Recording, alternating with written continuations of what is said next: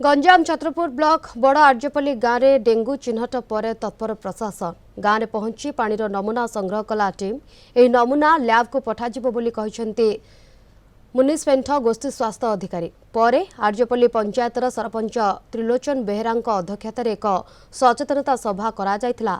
परिवेश सफा रखा सहित तुरंत चिकित्सालय जावाको परामर्श दिया जायथिला। गाँव में एजाए 5 जन आक्रांत होगा सहित जनकर मृत्यु होइथिबा अभियोग होइछि।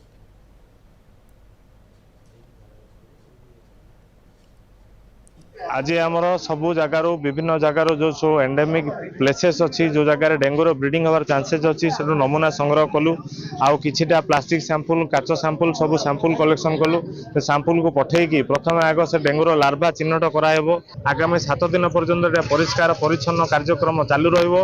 आ या द्वारा लोकों को अनुरोध करी से स्थानीय कौन क्वाक प्राक्टिस को न देखिए मेडिकल को आसिक देखातु आ स्वतंत्र भाव में परीक्षा करूँ।